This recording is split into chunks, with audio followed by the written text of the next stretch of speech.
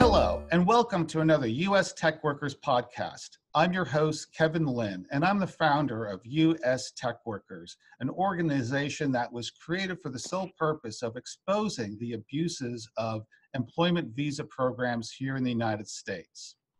I am joined today on an important panel to discuss a recent happening, the Google walkout of their employees, and I'll get a little bit more into that, but I'm joined by four very distinguished women from the tech industry.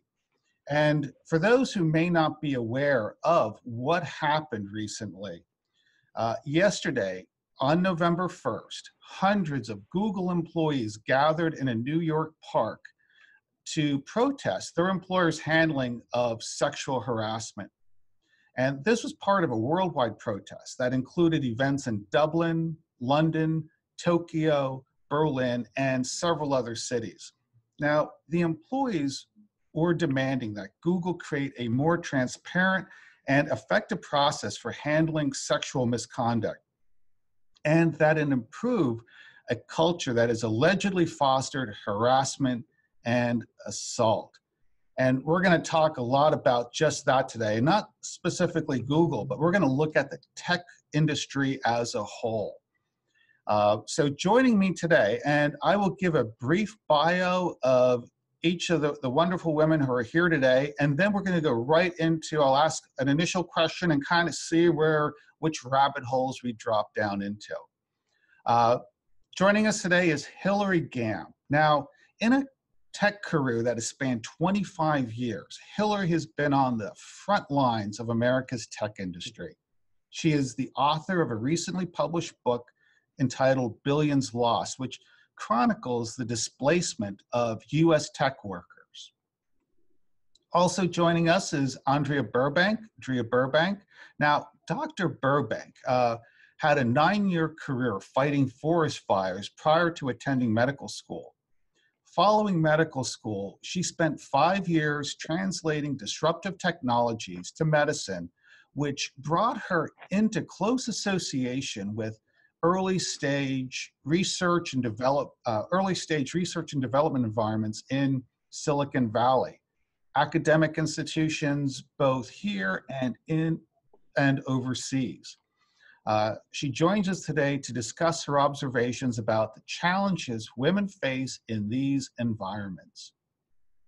Also joining us is Dena Moore. Dena Moore is the author of the soon-to-be-released Live, Love, Happy, and is a remote IT developer and database specialist. Dena spent 11 years at Disney's IT department prior to being mandated to train her outsourced replacement. After working 30 years in IT as a developer and database specialist, she has grave concerns for American workers in IT due to outsourcing and offshoring practices. Interestingly enough, Dena is also the person that created our SQL database backend for our H-1B visa database. That has been a wonderful resource for thousands of inquiring minds who visit our U.S. Tech Workers website. And also joining us is Dawn. Now, Dawn is a senior database programmer who's worked with several Fortune 500 companies. She and Sarah Blackwell formed a group called Protect U.S. Workers, and that really came out of her experience of being laid off with hundreds of others while at the same time being forced to train her replacement. And this was all recently chronicled on a widely watched 60 Minutes episode entitled You're Fired. Ladies, welcome, and thank you for joining me here on our podcast. Thanks for having us, Kevin. Thank you. Thanks, Kevin. Great. Well, I'd like to start off with just one question. I'll direct it initially to Hilarie, and then, everyone feel free to chime in, and we'll just kind of see where things take us. So in light of recent events, Hilarie, at Google, but also there have been other issues in the tech industry when it comes to harassment. What is the root cause for women in tech being the target of harassment? Great question, Kevin, to kick off this wonderful discussion with this awesome panel. So we have a lot of qualified women here to talk about women in tech, and I can tell you that there's not a whole lot of critical mass in technology, and specifically in high tech in Silicon Valley today, and certainly not a lot of U.S. American women working in high tech today in the positions of programmers, analysts, developers, program managers, et cetera, and certainly executives. So when I think of the root cause, basically the root cause when we have any situation where people are being harassed is there's not a lot of them, and there's a lot of people who are in power who feel that they're able to manipulate or harass or threaten individuals. And that's basically what's happening in Silicon Valley and probably throughout, I would argue honestly, throughout the technology industry across the US. So because there's so much replaceable labor, because women in tech are seen as disposable, and basically at this point, all US technology workers are seen as quote unquote disposable, their rights become diminished. When we don't have an opportunity to vie for better workers' rights because we can be so easily replaced, people in power feel almost protected in their right to necessarily abuse or harass the people that are working for them. And so I believe that if we were in a situation where Americans were paramount to creating American success in high tech, women and all technology workers in the US would be treated much more fairly and be held in much higher esteem. And that's the reason I'm here today to talk to you, and so grateful to hear the questions and look forward to hearing what the other ladies have to say and hearing their perspective. Okay, great. Thoughts on that? Mark. Well, first I want to validate that what happened at Google happens all the time in Silicon Valley. It's not an unusual event. Just Google's employees are speaking out more vociferously, probably because they have a bit more power. Interesting. So it really is, you see it, Drea, as being something that's very widespread throughout technology.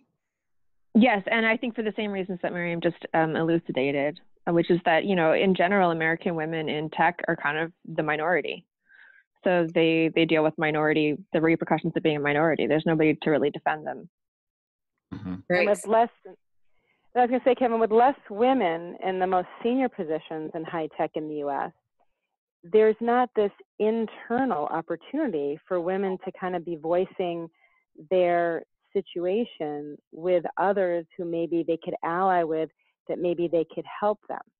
But what's great about the situation with Google was that these women were able to communicate with each other and validate each other.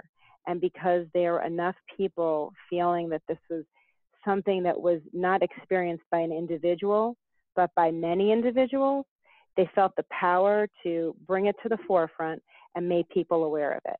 And I absolutely agree with, I think, was that Andrea who just spoke? Yes. That in fact, it happens all the time. People are harassed in high tech, women and men, but they're harassed, they're demeaned, they're spoken down to, and in this situation, obviously based on the allegations that were written up in the New York Times, the Washington Post, in the Wall Street Journal, it seems as though there was significant sexual harassment by these senior IT and executives and leaders in Silicon Valley. So this is Dena, and just I come from the Midwest, and in the past 30 years, it started out that any place I went, it was 1% to 5% women. And so we invaded the all boys group. So, on many occasions, they had to behave, which they resented, which led to a lot of sexual jokes, innuendos, in which then they got maybe some kind of backlash and trouble. So it was just this avalanche of resentment. That's how my career first started in IT, was being resented, because now I caused behaviors to have to be adapted for the woman in the room. And then in the past few years, actually about 10 years, when outsourcing started, the cultures that were brought in have a very different view of women, that they're second class, that they have to behave, that they are to be hidden. And so that was my experience, going from causing coworkers to have to adapt to the woman in the room, causing resentment, to being now involved with cultures that look down on women. It's interesting you say Great. that. That was excellent. Totally agree with her. She's absolutely right. She's on the money. Yeah. Yeah, I agree too. Right. I had a CEO tell me that he couldn't speak to women that didn't cross their legs. Really? And he was just being, he was just being like helpful. He's like, I can hear you better if you. Yeah, and he wasn't being rude or anything. That was just, he's like, I'm from a country where women cross their legs when they speak to men, and if you don't do that, I have a really hard time understanding what you're saying. And the thing was, he wasn't being mean. He just wasn't. He was bringing his own culture to the U.S. They're bringing in the caste system, Kevin. Which is a different culture, And whether it's forced arbitration that Google went through, this is the one, or forced severance that we're having to sign, when we're training our foreign replacements, Little by little, the United States has lost their labor laws, So, what's happening across the country is horrific as far as, Americans training their foreign replacements. Right, because you have that. As a woman, when I went through this, training my foreign replacement, I reached out to every news media, right? I wrote letters to every congressman I could think of, right? Every radio I could think of, right? This happened to me and hundreds of people that I work with, they walked right into a Fortune 500 company. I said, you got to all train, the whole entire IT department's going. You all have to train your foreign replacements. So that's an additional element to this. So we have. But what I like to mention is not one news media picked this up. Okay. It should have been the front lines of every newspaper. 1,400 people got to train their foreign replacements in a Fortune 500 company. All right. And not one member of Congress to this day has defended us training our foreign replacements. Right. So what's going on across the country is horrific in every office. And it's not only in technology. The tech field is gone right now. Whether it's women or men, it's gone. It's been infiltrated, right? There's a member of U.S. Now I work with Sarah Blackwell, Protect U.S. Workers. Sorry, I have a little cold. But there's a member that has this H-1B fax database. His name is Bob. He put this together. It shows the H-1Bs per congressional district, right? And we totaled it by state, right? And it's something like in 2017, there was 1.1 million H-1Bs here, making a salary of like $87 billion, right? And as you're aware, in 2015, we had the executive order by President Obama to grant all the spouse and children of all these H-1Bs work permits. Right, the H-4. Right, the H-4 EADs. And then there's other types of visas. There's OPTs, there's F-1s, there's L-1s, there's B-1s, there's B-2s, right? It's out of control, right? So, these people are coming into the country as cheap labor, right? And it's orchestrated by big business and the media, because they're not reporting on it, right? So they're bringing in the cheap labor, and they're actually replacing American workers,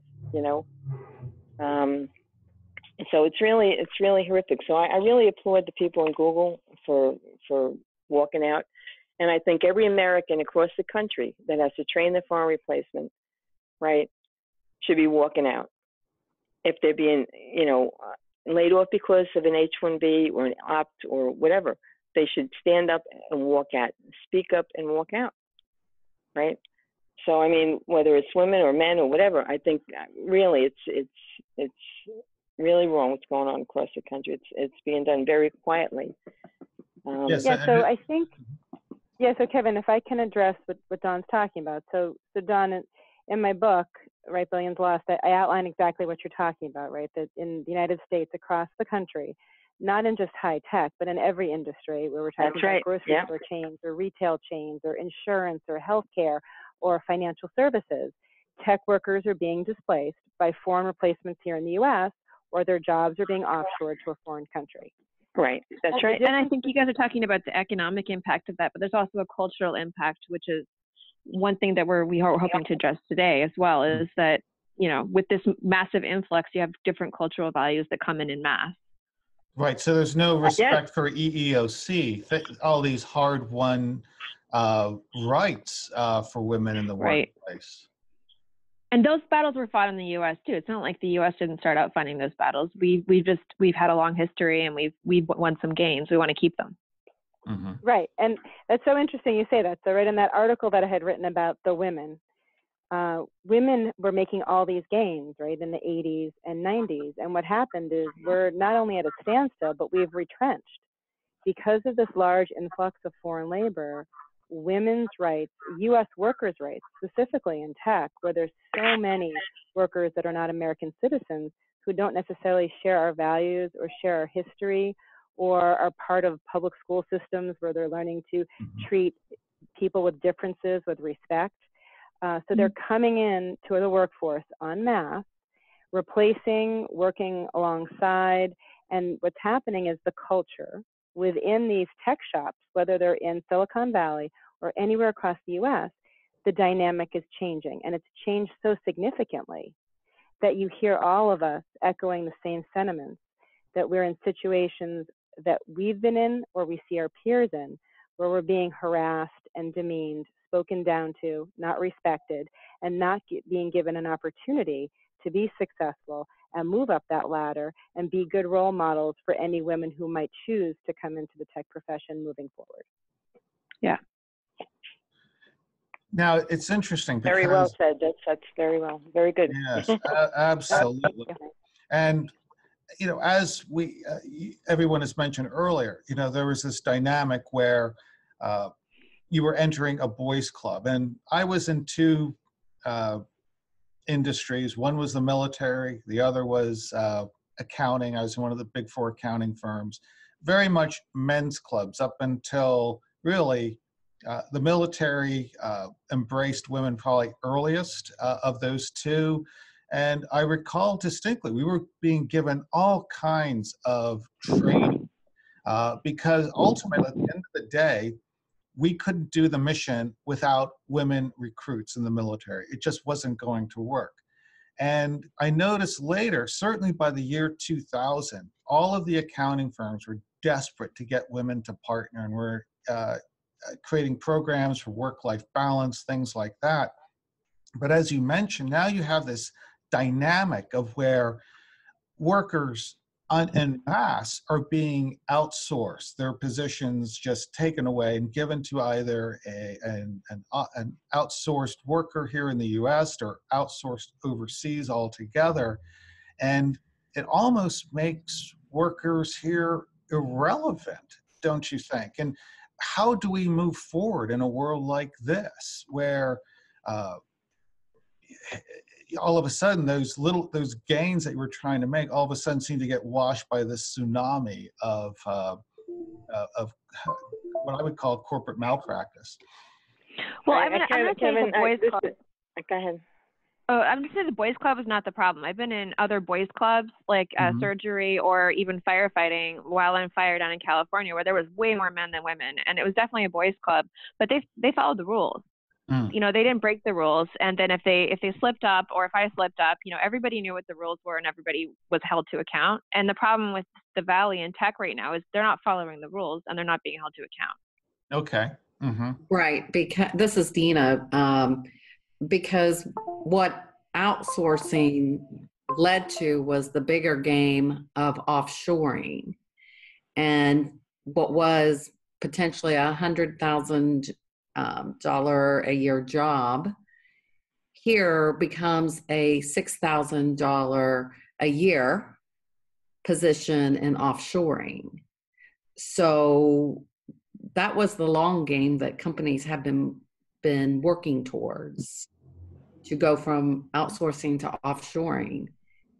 And so until companies are held to penalties or some kind of fee for each worker that they offshore.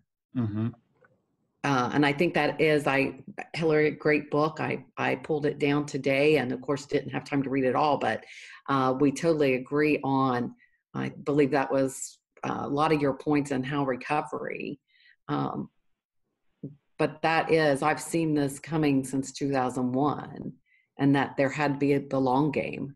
And Mm-hmm. I personally believe that's the long game for companies, and somebody has to penalize that. So it's really good. Yeah, they're being rewarded. Yeah, or the other thing that has to happen is that all our data, the U.S. has to step it up like Europe, and all our data or specific industries of data have to stay in the U.S. Yeah. So if we had some of the data staying in the U.S., then all of us would be having such a different experience in tech today. If we could keep the H-1Bs and the OPTs and the L-1s from, taking our positions, at least then we'd have a fighting chance to build up some critical mass. And just as you said, force the hand of these companies to step it up with, workers' rights that are reasonable, and get back to where we were, 20, 25 years ago, where we had a voice and people depended on us and wanted us to join the workforce and be there and know that we were super valuable. All our value has dissipated because we're so easily replaced. And so I think what's happened, and this is what really scares me, and this is why I was so grateful to hear you are all going to be on the call tonight, is that I don't know if you agree with me, but I feel like we're all silenced. The technologists are being silenced by the technology because we know the technology so well. We're also afraid to speak out. If we have a job, we don't want to ever say anything to potentially have us lose our job because we know we're so easily, replaced by a foreign worker, either here or in another country. Well, that's how abuse happens. You have to cut off the voice first. I mean, that's why I'm so glad to see Google, walking out and standing up. But I want to mention something else that, it's really horrific what's going on, right? Because the H-1Bs, that came over, most of them, you talk about labor laws, are males under 30 that came into our office and replaced us. There wasn't too many females. So right there is a labor violation, right? Another thing that's happening is the H-1Bs, are forming groups. And they're like tens of thousands of them in forming groups. One group is called Immigration Voice, right? Tens of thousands of H-1Bs. Another is Republican Hindu Coalition. The chair of the Republican Hindu Coalition is Newt Gingrich. And then there's one called GC Reform and SIIA, right? The hundreds of thousands that are forming these groups like Immigration Voice, right? They have a lobbyist called Leon Fresco, who used to work for Chuck Schumer, writing the Gang of Eight bills, right? They are so organized that they offered to pay for the wall, give $5 billion for them to all get to pass a bill they snuck into appropriations. They had Rep. Kevin Yoder in Kansas sneak in to the appropriations funding bill, a bill called HR 392. HR 392 is the next step is to the Rules Committee, right? HR 392 will give India only green cards for the next 6 to 8 years. After 6 to 8 years, 75% of green cards will go to India, right? So this group, Immigration Voice, that are non-citizens, right, that are so organized that they can come up with $5 billion for the wall, right, also control all of our technology in our banks, in our airlines, in our corporations, right? Our grid. And they can also, in Google and Twitter and Facebook, and they all have access to all of that stuff. They can shut down the country.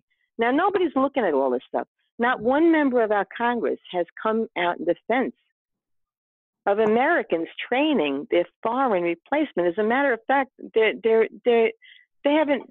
writing bills to give India-only green cards, but they're not writing a bill to protect us training our foreign replacements. So you're looking So, at I mean, we also... have a bigger problem when we start looking at that. I mean, it's all done smoke and mirrors. There's a lot of propaganda being thrown out there. Whenever you speak out, they call you racist. That's a big word. You know, they say there's not enough high-skilled workers, and these people are high-skilled. The H-1B fax database proves that on average, the H-1B worker makes about $50,000 to $60,000 a year, and they don't make any benefits or anything. But $50,000 to $60,000 a year is not a high-skilled worker. It's an entry-level worker. So with the H-1Bs, they're coming in entry-level, cheap labor, entry-level salaries, right? And these entry-level jobs should be given to our kids. You know, when you get out of college, you wanted to start somewhere, right? You want to start at entry-level and work your way up. Our kids are not being given these opportunities. Our minorities are not being given these opportunities, right? So that's what's going on. That's a bigger problem. People have to step back and say, wait a minute. There's tens of thousands of these people lobbying our Congress. So really what you're looking at from this, Dawn, is really, you're looking at it from a national security perspective as well. Absolutely. Our national security is jeopardized. Our Congress, why isn't Congress making a bill to protect American workers? Why are they so engaged in sneaking bills in for foreigners, non-citizens? Because they're backed by big companies. And they're sneaking it into what's an immigration bill doing in a funding appropriations bill? We have to take a look at this, and people have got to stand up, and people have got to speak out. And I applaud everybody in Google for standing up and walking out, because that's what we all have to do. Now, but I would say it's not just national security. Arbitration or silence was Go ahead, Drew. I was given. I had to also, go ahead, Drew. Oh yeah. Okay, well, I was just saying it's not just national security, it's also like product, because we have hard problems to solve. We have environmental problems to solve, we have medical problems to solve. We need everybody's voice at the table. We don't just need one country or one dominant social group or one gender. If we don't have everybody showing up and giving their input, we're not going to solve these hard problems. No, not at all. It's interesting. We recently did a incognito interview with a building inspector in Los Angeles to talk about what was going on in the construction industry, where there are very few native-born or American citizens working anymore, and wages have been driven down significantly. And he talked about the lack of entry-level position jobs there, you know, because most people in construction, they would start by sweeping the floor.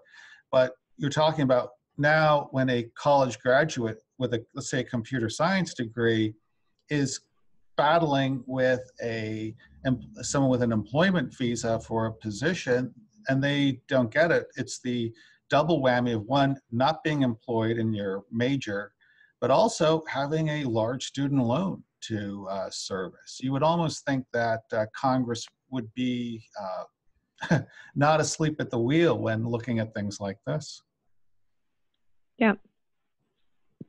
So Kevin, I think one of the things I just want to mention to Dawn's points that she made earlier is for everyone listening on your podcast, you know, we do need to start building some momentum, and we need numbers. We have millions of white-collar Americans who have lost their jobs due to either visas or sending our data offshore, and therefore the jobs have followed and the work has been outsourced. So we just need, you know, critical mass. We need every woman who's been outsourced to join U.S. tech workers and you know, send this particular interview that we're doing with all of us today to all their friends and get people engaged. Because, you know, to Dawn's point, the folks that are trying to become American citizens are so focused on the opportunity to come live here and work here and be part of our system. But the folks who are here, you know, can't believe what's going on, and I don't think are necessarily jumping on the bandwagon to kind of bring national awareness, to the fact that all of our infrastructure, all of our electrical grids, all of these huge companies, every one of our industries is really having folks at the steering wheel that aren't even American citizens. And that's very dangerous. It's very scary for our future generations. It's scary for us today. And more importantly, it has dire effects for the economics of towns, families, and the overall American economy. And we see the negative effect for women in the workforce with the Google walkout. That there's, when we don't have enough critical mass, when we don't have Americans working these white collar jobs, when we don't have American women or people of color being given an opportunity to work, when we don't see our children spending $200,000 in years getting an education and then being able to be employed, and we don't see individuals who are in their 40s be able to stay employed because they're being displaced, we need to get people riled up. We need to get people activated. We need to get people sharing their stories, and we need to get people to kind of come out of the woodwork so that the American people and the media and our congressmen and our senators and the president of our country understands that we need them to focus on white collar. We need them to focus on tech workers. We need them to focus on women, and we need to have a voice. And then things, I think, will start to change. Because at the end of the day, it's going to have to be a political solution, and that's going to require a movement. As you can, and this is a job for Congress. This is the problem with business and industry, as we've seen. They are only, their horizon are the next quarterly profits. They just. Yeah, but I don't even see that we have a Congress. You know who's Congress? People on this call right now are Congress. People fighting for the country. They know there's a problem. You know, Kevin, you're Congress. You go around the country. You try and help the the country. You know, you're concerned about the country. You know, I mean, you go all over the country. You know, trying to help American workers, and that should be the role of Congress. But they're not. They're sneaking in bills for non-citizens to change the diversity of the United States without even a public debate. Without the people, they're watching us train our foreign replacements, and they keep bringing more H-1Bs in. That's not Congress. This is Dena. We don't have a Congress. That's part of the problem. And I think people have to wake up that we no longer have a Congress. People feel the effects of this, but they don't have a name for it. So I think part of it is just naming the problem. Good point. And corporations are and we don't have any labor laws. The minute that we train our foreign replacements, it validates every labor law on the books. If an American is sitting in a job 10 plus years and a foreigner, non-citizen come in, and that American has to train them their job, sign something that they'll never say anything or whatever, and that foreigner sits in their desk. There is no labor law. We have no labor law, and people have to get outraged. That's the problem. We are so complacent. People are complacent, like, oh, well, we don't want to be racist. No, this is outrageous what's going on. And people have to get outraged, and people have to talk about it, stand up, walk out, and let people know what's going on, because I'm telling you, nobody on my block knows what's going on. I don't think it's about race. I tell my relatives this, and they're like, well, why isn't it on the news? Why isn't it on the news? Dena, you had something? Right. So it's not, again, there's the long game, and good or bad, I'm smart, but I think there's a lot smarter people out there. And if I can see the long game was cheap. Offshoring will be the next big wave. When it comes down to cheaper workers, it's going to go to offshoring until companies are penalized and lobbyists back. Congress is being backed by lobbyists, by big companies. And in order to get those kind of sanctions, it's going to require Congress to act. And as we discussed during the call, they're paid to look elsewhere. Unfortunately, we live in a democracy where we can legally bribe our congressman with a campaign contribution, which is how they stay in office. But that gets back to the political movement. A strong movement can take someone out of office. It's quite possible Kevin Yoder will not be elected will not go back to DC. It will be essentially fired on Tuesday. He's not doing well in the poll. Right. So if he is, it's because of HR 392. I mean, that was his downfall, you know? Mm-hmm. Right. So this is Dena again, just to see if you guys experienced this. So several years ago, again, it's the long game with big companies. The diversity movement started. Well, the diversity, you know, everybody had to go through diversity training. Well, that was start of the long game to get outsourcing brought in, because you were taught, you know, other cultures, their views, taught that diversity was the thing, otherwise you were a racist. And so that went on for 3 to 5 years, and then outsourcing was brought in. Well, I think as a country we have to decide what do we want. You might be accused of being a racist because there's so many people that have, you know, I think diversity is great if it's done correctly. But to me, companies used it to brainwash people to accept this tidal wave of foreign workers. You know, I did an interview with Craig D'Angelo, who is one of the folks outsourced at Northeast Energy.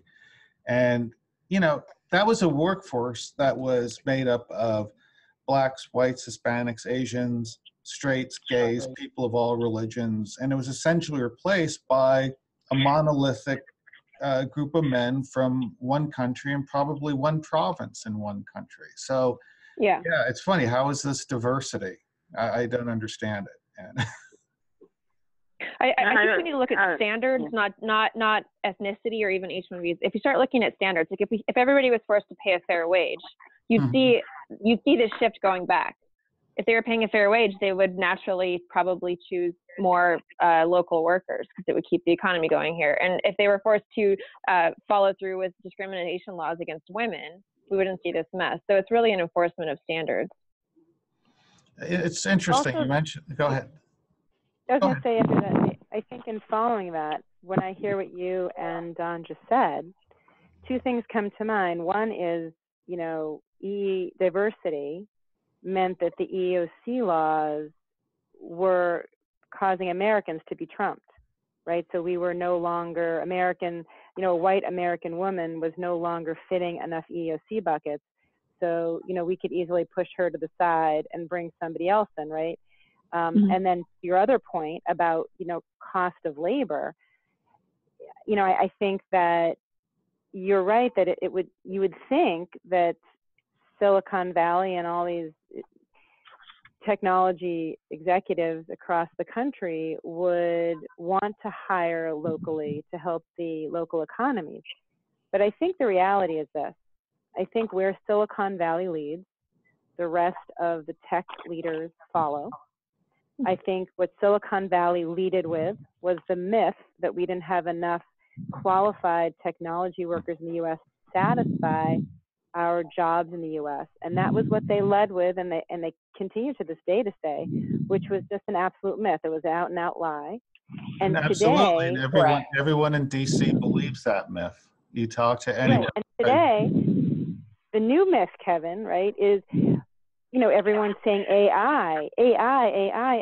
With AI, it's going to, you know, force everyone out of a job. And that's like going to be their next justification. Americans don't have jobs because we have AI. Well, that's just completely false.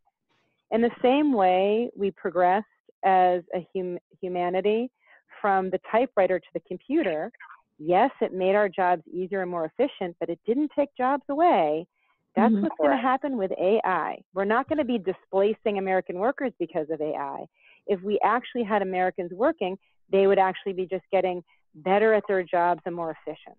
I love that, Hilarie, because I mean, I remember when I moved from my IBM Selectric to WordStar, I was still doing the same thing. It didn't change. It was just so we need to put a stop to the Silicon myth, the myth creation, because, you know, Silicon Valley, they're very powerful, and they create these myths, and they pay these companies to create these studies to justify what they're saying, which are completely false. And that's why, you know, we just need critical mass. We need women Men, as all these wonderful ladies said, you know, today we need people saying we're getting laid off, we're not being given opportunities, we're being replaced, the jobs are going offshore, the data is being sent offshore, our national security is being compromised, and the future generations of America are not going to be able to be employed. And we need to get the word out there, and we need to get people riled up. We need to get every American understanding the reality that is outsourcing, offshoring, and immigration for technology jobs today. Yeah, so we need to name the problem. Now, what's the best way to name it? But I mean, if we're being replaced, how is there a shortage? You know what I mean? There you go. I mean, now, how can they say there's a shortage when we're all being replaced? And they know that we're training up for replacements. So because their bottom line increases. I think just saying there's a financial incentive. It's very scary. It's like an eerie silence, and you know, everybody has to just start telling the truth of what's going on out there. Now, Drea, you spend a lot of time in Silicon Valley you spent a lot of time there over the last 5 years. I mean, how, and you mentioned, and we brought up, you know, we need to apply a term to this. How would we, let's just say we do come up with a word for this, a meme that we can inject. How do we take on Silicon Valley? I mean, there's this assumption that Silicon Valley is like, you know, big corporate entities like Google, but actually Silicon Valley is a lot of small people. It's like, you know, big Google and Facebook and Twitter, you know, that's one aspect of Silicon Valley, but you have all the startups, you know, everybody with a dream goes there, and lots of people that comprise the heartbeat of Silicon Valley are normal Americans just like us. So I think kind of getting into the tech circles there. Mm-hmm. And dealing with this now, Dena, you're essentially a freelancer and you find work. I mean, is that your workaround to this, to stay engaged in tech? That is my workaround because number one, I will not work for a foreign-owned company. I refuse to. And unfortunately, that's about 95% of the calls I get is from the Tata, the Cognizant, the various companies that are actually owned and managed by overseas companies. And, but the funny part is I get refusals because I only work remotely, and I'm told they won't let most Americans work remotely because we're in the U.S. We must come into the building. Yeah. I'm so glad you brought that up. Thank you for bringing that up. I love that you brought that up. Thank you. Yeah. So, but you know, the outsourced companies, and just to the point of the EEOC, why it doesn't apply, I'm finding, is because again, as most of these big companies, these outsourced companies, are not American companies, or are not, the majority isn't owned by Americans. So EEOC doesn't necessarily apply. They might be placing them at American companies, but they don't feel that the laws in America apply to them. Right. And that's, again, where we need, I think, Congress. Ladies, we are at that 45-minute mark. What I'd like to do, if does anyone have anything really that they feel that compelling to say before I kind of wind things down? I think a short tag word or 2 or 3 words. Oh, priority to come up with. Okay. Yeah, I think. I'd say fair wage is what we need. We need a fair wage for everybody that these companies are employing, and not just the domestic ones, but the foreign workers that's being outsourced. If they paid a fair wage, I don't think we'd be seeing this phenomenon. Yeah, we almost need a global labor movement to. Yeah. Agreed. Right. I think Americans have been forced to train their foreign replacements, right?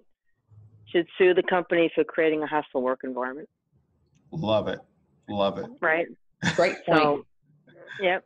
And I think that the most important thing is to require some of our American industries to bring our data back to the U.S. so the jobs stay in the U.S. Yeah. And then once that happens, I totally agree with Dawn, actually with Dena, who said that it's a total double standard, that foreigners get to work remotely for American companies, but U.S. citizens aren't allowed to work remotely for American companies. That's just the ultimate double standard. And I'm hoping that if we bring some data back and we get some revisions to the immigration laws. We'll see some major improvements to who's getting the jobs, and you know, power back to some of the American workers who will be in the positions in the IT shops across the country. You know, India just created data laws. That data can't leave India. Right. You know? There's Modi is pushing localization, he calls it. Yeah. Well, data is a natural resource. I mean, we don't even have that. So. And Hilarie, great book on Billions Lost. Yes. Great book. Great job, Hilarie. Thanks for nice writing. work. Right. Yeah. Well, I'm going to just kind of wind things down here. I'm going to talk, you know, to our U.S. tech worker audience and everyone who they share this video with. You know, I can't overstate enough. We have to create, ultimately, this is going to require a political solution, and that's going to require a movement. Time and time again, I hear from our legislators, the only people talking to them are their campaign contributors, which is India Voice, other lobbying groups. They need to hear from their constituents, and it's amazingly powerful. We're getting some great success here at U.S. Tech Workers, setting up small groups in cities across the U.S. where people are actually meeting face to face. I recently read a book called Social Media is Bullshit, and I couldn't agree more with the premise. It's too easy to want to tweet and do Facebook postings, but we have to meet face to face, organize locally, and apply pressure to our local representatives, not just at the federal level, but also at the state and the local levels. That's really important. They need to hear from their constituents because our people are hurting, and this is a democracy, and they are our representatives. So in closing, ladies, Dawn, Dena, Dree, Hilarie, I want to thank you all very, very much for joining me here today. This was a fantastic conversation, and I will certainly post, for instance, links to Hilarie, your book, so that people can order it, but also if any of you have sites that you want me to groups that you work with that you think would be great for people to access, go ahead and give those to me and I'll post them in the YouTube comments. Ladies, thank you so much. Great, thank you. Kevin, thank you so much. It's wonderful.